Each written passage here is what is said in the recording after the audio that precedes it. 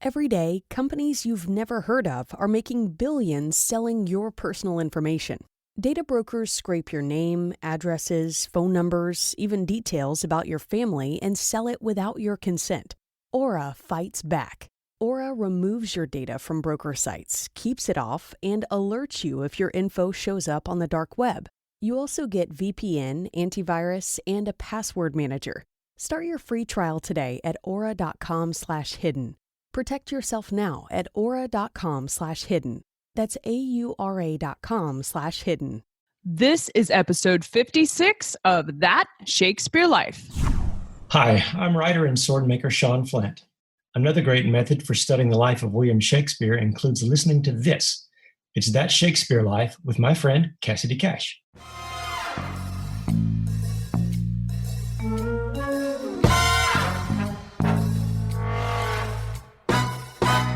The playhouses and actors of Shakespeare's time, these were all white male actors. Their ethnic difference or their gender difference would have been fabricated out of makeup, costumes, etc., wigs, and so on, out of prosthetics. And the Mask of Blackness was performed by women. The big thing about that particular mask is that it is not white male professional actors wearing blackface. It is elite women for the first time in English theater history, as far as we know, who are wearing blackface makeup. That caused a little bit of potential controversy. Welcome to That Shakespeare Life with Cassidy Cash. Cassidy believes that if you desire to successfully learn or perform Shakespeare's plays, then understanding the real life and history of William Shakespeare himself is a must. That Shakespeare Life is the podcast that helps you go beyond the curtain of some of Shakespeare's most iconic works and explore the world of early modern England as Shakespeare would have lived it, learning from the writers, historians, and performers who know it best. And now, here's Cassidy. William Shakespeare's London was a multiple racial place. Having people of different ethnicities was a commonplace occurrence on the streets near the Globe Theatre, where plays like Othello and Merchant of Venice boldly portrayed Blackness and other ethnicities in performance. But what was the 16th century perspective on race when they saw various ethnicities presented on stage? Othello was first portrayed by Richard Burbage, who was a white man. So did Shakespeare use blackface makeup? Was that costume technique offensive to his audience the way it would be in a modern theater? As a modern audience, we put on a certain set of glasses that has gone through things like the civil rights era, and we look back at Shakespeare through these sets of glasses. What do we need to understand about the 16th century and the context of when Shakespeare was writing when we receive plays like Othello? Here to help us explore the role of race on stage and the cultural understanding of ethnicities for people like William Shakespeare is our guest, Andrea Stevens. Andrea Stevens is Associate Professor of English, Theater, and Medieval Studies at the University of Illinois Urbana, Champaign, specializing in the drama of Shakespeare and his contemporaries. She's the author of Invention of the Skin, among other books, which explore costumes, makeup, and representations of race on stage in Shakespeare's lifetime and the role of blackface makeup in performance on stage for 16th century theater. We are delighted to have her with us today to explore this controversial topic. Hello, Andrea. Welcome to the show. Hi. Was William Shakespeare a racist?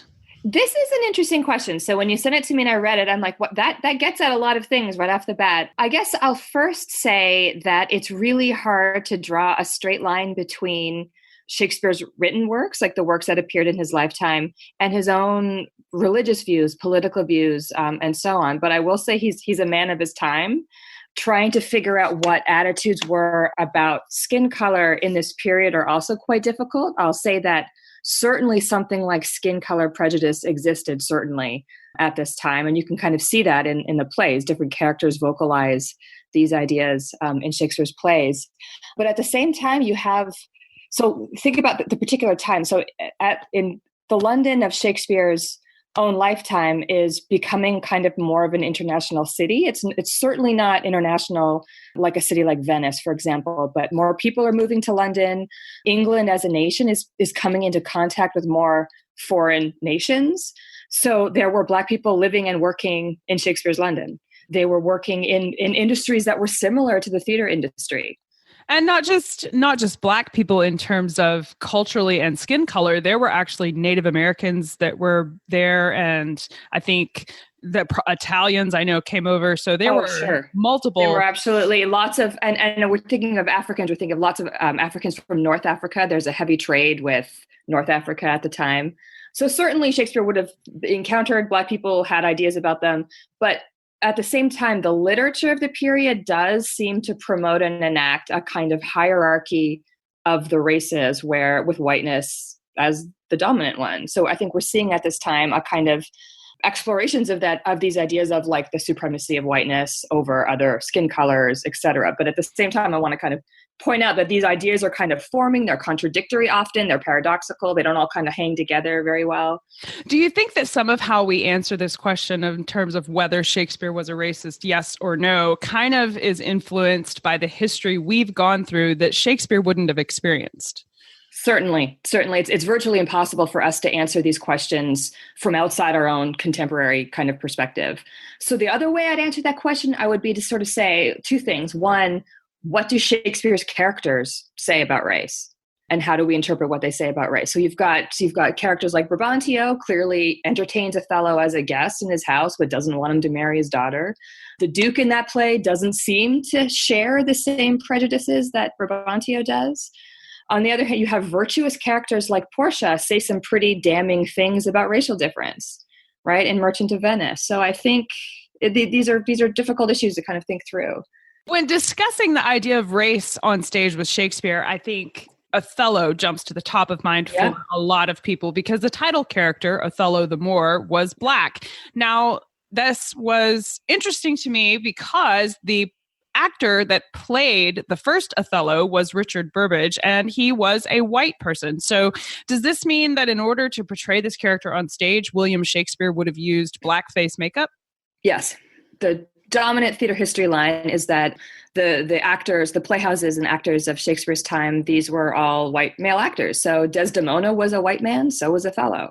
Their ethnic difference or their gender difference would have been fabricated out of makeup, costumes, etc., wigs, and so on, out of prosthetics. Just 1 year after Shakespeare staged Othello, Ben Jonson staged The Mask of Blackness in 1605. Yes. That play marked the first collaboration between Jonson and Inigo Jones, who is internationally famous for his skillful set designs and brilliant artistic mind. But the play, The Mask of Blackness, was an absolutely elaborate stage presentation. There were characters riding seahorses, nymphs, oceans, magic, and bright, colorful costumes. And the moon goddess, I'm going to try and say her name, I think it's pronounced like the country, like Ethiopia.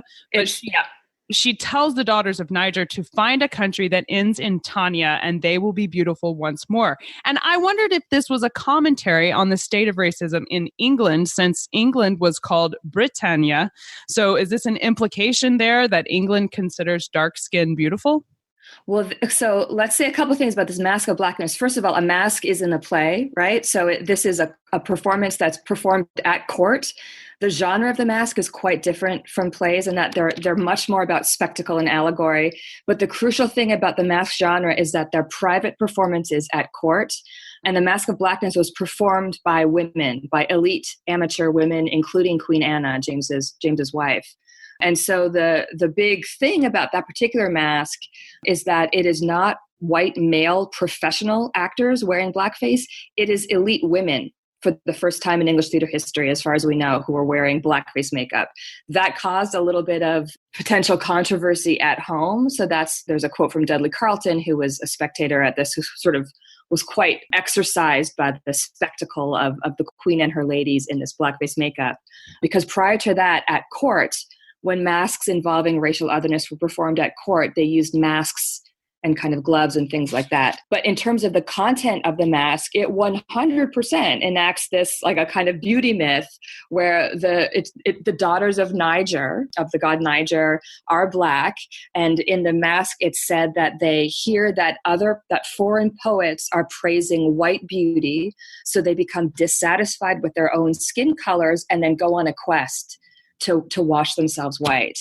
That's the arc of this particular mask. So it 100%, it enacts a kind of, like blackness is not as good in comparison to whiteness. So it's a really interesting, so that the Mask of Blackness is a theatrical kind of first in a number of ways. It's the first collaboration between Jonson and Jones. And it's this first performance involving elite women where they wear blackface makeup.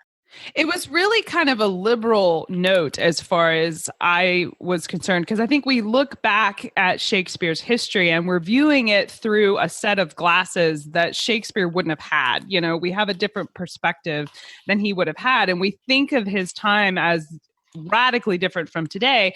And then there are stage presentations like this, which have so many direct connections to issues of today that, I don't know, I felt closer to Shakespeare learning this about this time period.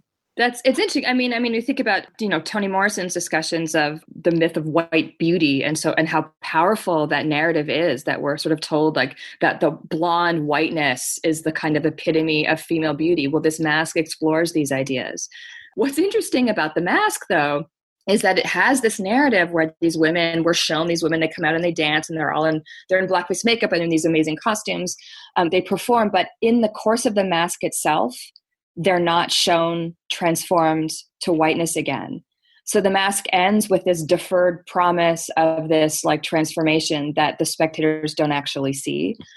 So there's a companion mask to this called the Mask of Beauty, which is performed at court a few years later, where in that mask, you see them white.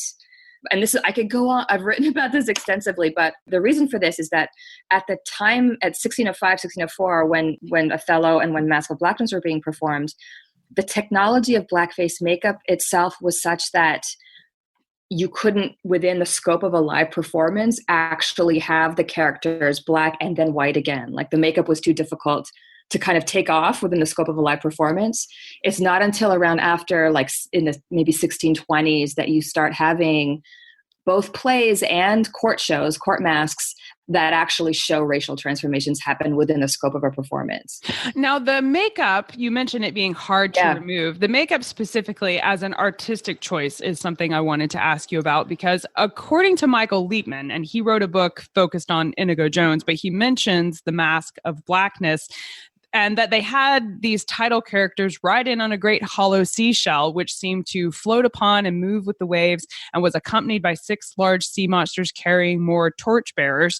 And as was Jones's reputation, Liepman says, quote, one of the aspects of the show most commented upon by witnesses was the dazzling intensity of light involved, which made me wonder, Andrea, if the intention was to showcase the light and not the actors. So was the choice of black skin on the actors for that play more about primary visual effects than a portrayal or even commentary on race itself? If you look at there's a couple ways to answer the question. One, if you look at Ben Jonson's own annotations to the mask, he clearly says that the choice for the women to wear blackface was Queen Anna's decision. So it's Queen Anna who asked for a mask of blackness. So that's one thing. Masks themselves are these unbelievable, sumptuous displays of the court's wealth. So they're all about spectacle.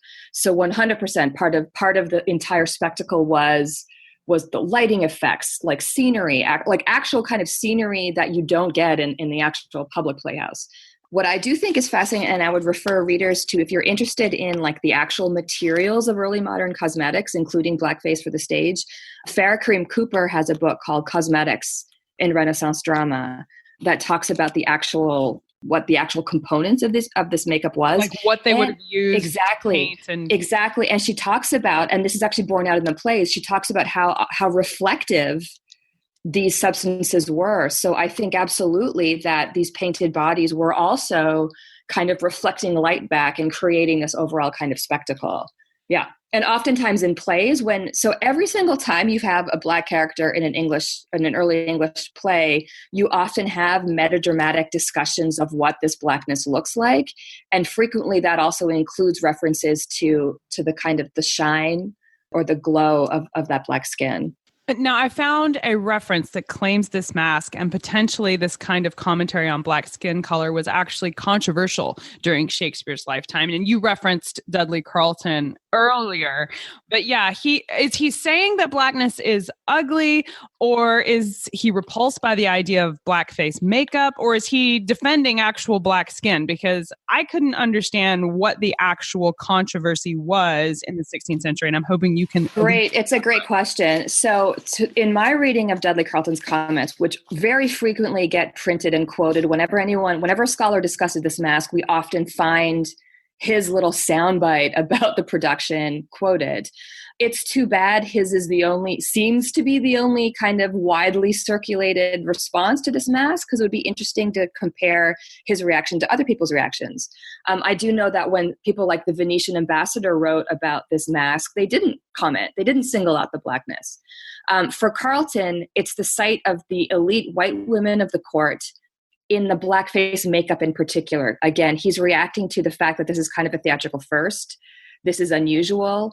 It's men in the public playhouse that wear blackface. It's not the elite women. And I think it was, and also just to kind of, by the way, Queen Anna was also visibly pregnant during this mask. Wow. So she was pushing all kinds of boundaries. Absolutely. And so it's like the pregnant, think about it. Think about Queen Elizabeth, like the iconic white-faced virgin. Yeah. Now you have Queen Anna among her first public kind of mask appearances, pregnant and in blackface makeup. And for a society so enamored with a queen and the image of a queen, to have the next queen be so radically different, Carleton could just as much be responding to how different this was from what he's previously experienced as an actual response. I think so. I think it's less about blackness as such, and more about the queen and her ladies are in this makeup, and that's not been done before, that maybe that's breaking some kind of conventions of proper decorum and so on.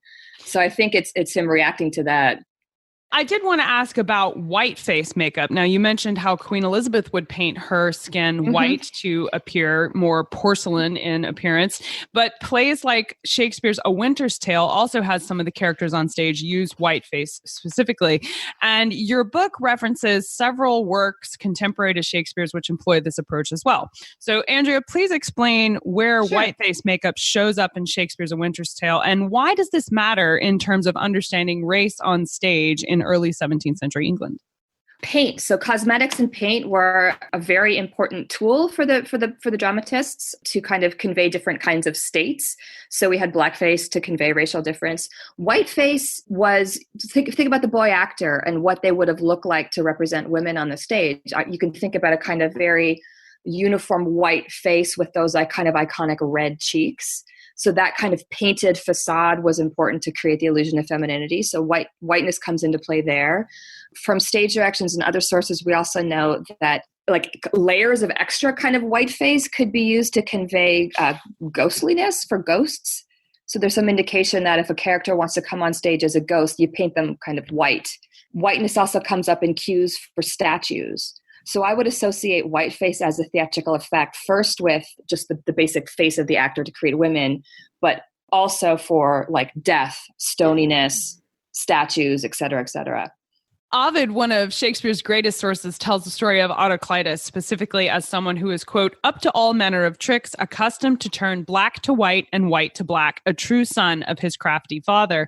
And knowing the focus on alchemy, the body, and the humors that was prevalent on stage for Shakespeare is the commentary on skin color that we find in plays by Jonson and Shakespeare, a commentary on race, the way we are understandably poised to receive it in a post-civil rights era society, or when we look back at these issues portrayed for Shakespeare, is that a commentary on the alchemical philosophy of the day and the idea of magical transmutation, chameleon-like abilities to change shape and form, or possibly more of a statement about the unity of humanity, being able to go from black to white or white to black and still find a person underneath? That's a dense and there's a lot going on in that question. And to answer it, we also need to think about what the understanding of the human body itself was. So you referenced the humors, right? So the body and the self so humoral psychology kind of imagines the body as this like repository of these different fluids and these different humors that can change and shift in response to like external stimulation and so on. So different scholars have sort of just to kind of make it a really blunt point, they sort of point out that the early modern people might have thought of their own bodies as much more vulnerable and open to outside influence and transformation than we think of our own bodies as perhaps more closed off or something like that.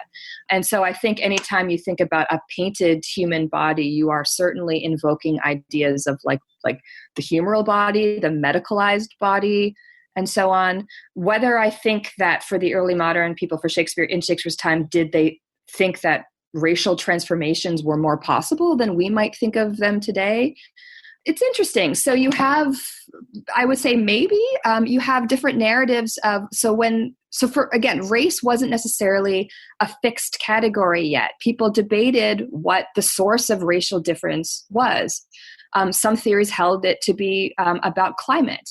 And if it's about climate, that means that whiteness can be transformed to blackness or vice versa. If it's about biology, then it's a more fixed essence. And so all these ideas were circulating kind of at the same time. And you can find these ideas all colliding together in the plays themselves, where characters might talk about any one of these ideas about racial difference in the same play. So Cleopatra talks about, I think, the sun, creating her skin color and so on.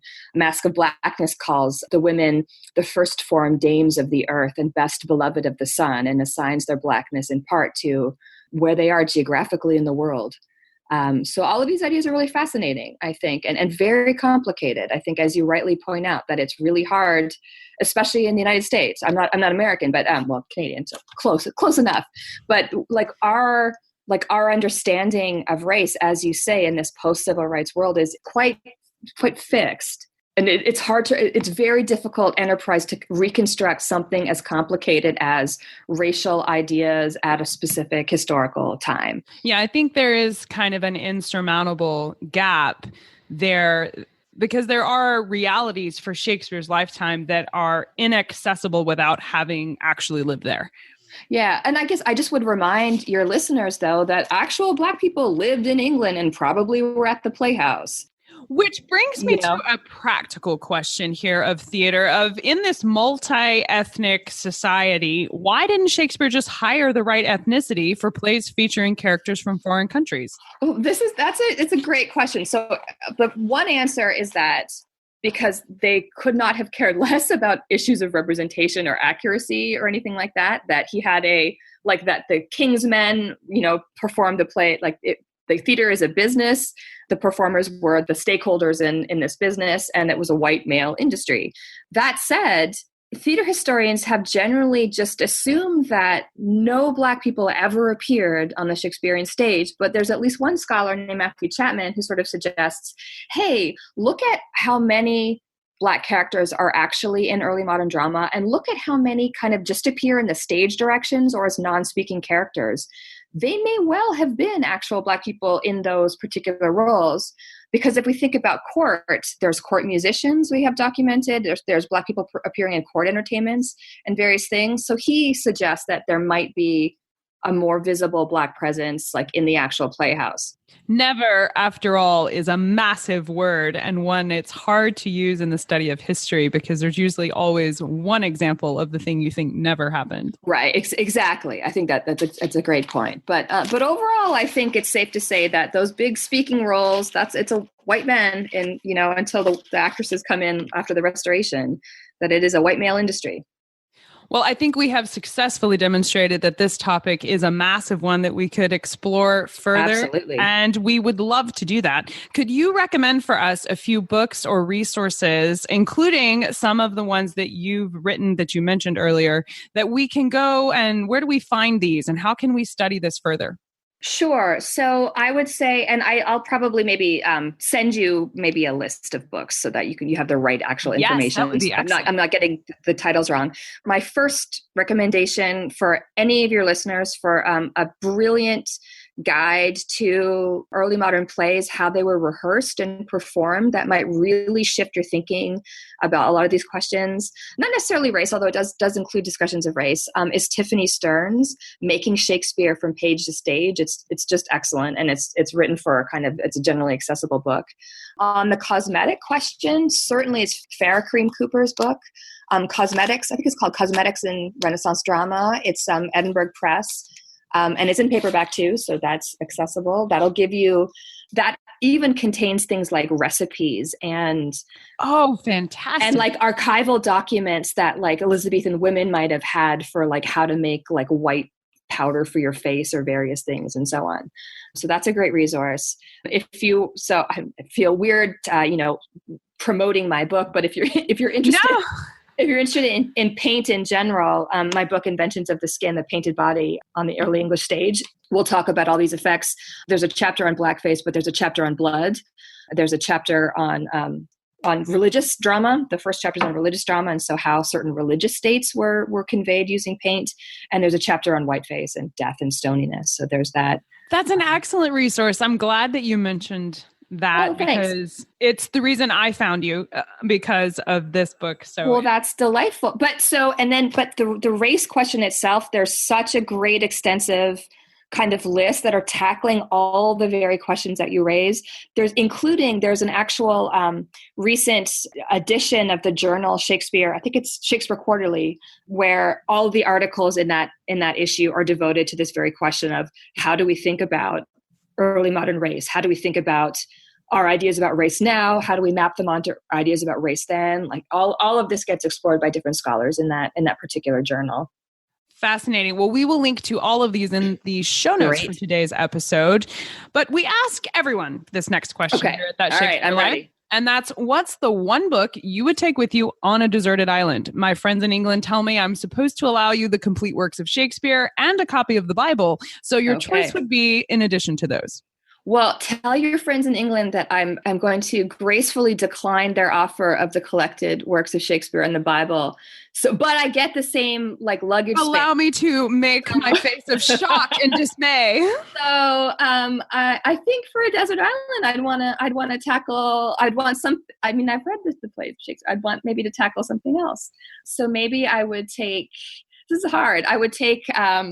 You are going to be there a while, let's go consideration. Let's go with the collected works of Thomas Middleton, who's a fantastic playwright. Oh, excellent choice. Okay, you'll be forgiven for so shout out the Second Maiden's Tragedy, also known as the Lady's Tragedy, is truly one of the most bizarre gems of early English drama. So I would do that.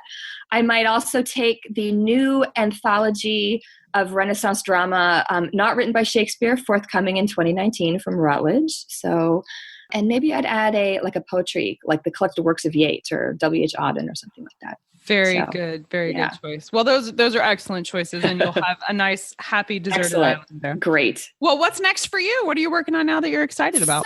So I'm working on two different projects. So I'm working on a book called Racial Masquerade at the Early English Court, where I pick up the story that we've been talking about elite white ladies who like to dress up in blackface, because there's a bunch of plays and masks in the 1630s which feature this exact plot device of a white woman who temporarily puts on blackface for a variety of reasons, but then in the course of the drama is shown and kind of triumphantly reemerges back in her white identity. So I look at a bunch of those plays and connect them to court culture at the time. And I'm also working on an edition of a play that's a late example of this genre. It's called The Fatal Contract. For your readers, it's written by William Hemming, whose father was John Hemming, the actor. I was going to ask, yeah. And so William Hemming clearly grew up watching plays and being in the theater industry. And he also had a copy of the first folio sort of at his side as he wrote this play. I would imagine that'd be very personally valuable to him, having been published by his father. Exactly. It is absolutely bonkers. The play features wait for it. So she's a raped white woman who disguises herself as an African to take revenge on everyone who has harmed her. And the disguise device is a surprise one. So the audience does not know that this is the case until the very end of the play. At which point she also confesses that she's fallen in love with her rapist. So it's totally bizarre. So I'm working on an edition of that, Fatal Contract. That's coming out soon. Yeah. And then my other project is on moralizing rhyming couplets in Shakespeare. It's called Shakespeare and the Performance of the Commonplace. So. Wow. Lots of cool things. To come from you. So we'll be looking forward to reading some of those. Thank you for sharing with us. Thank you so much for having me. Yes, this has been delightful. Thank you for being here. Thank you. There is a mountain of information to unpack for today's episode, and a lot of the history and places you can learn more about Queen Anna and James, as well as the court performances, blackface, whiteface, and other forms of costuming and makeup devices employed by William Shakespeare and his contemporaries, along with links to all of the books and resources recommended in today's episode, can be found in the show notes. Find all of this and more at CassidyCash.com/episode 56. That's CassidyCash.com/EP56. That's it for this week here at That Shakespeare Life. I'm Cassidy Cash, that Shakespeare girl, and I hope you learned something new about the Bard. I'll see you next week. Bye-bye. Thank you for listening to That Shakespeare Life. As always, the best conversations happen after the episode over at CassidyCash.com. Become a part of a vibrant Shakespeare conversation by adding your voice over at the website. Until next time, remember, when you want to know William Shakespeare, you have to go behind the curtain and into That Shakespeare Life.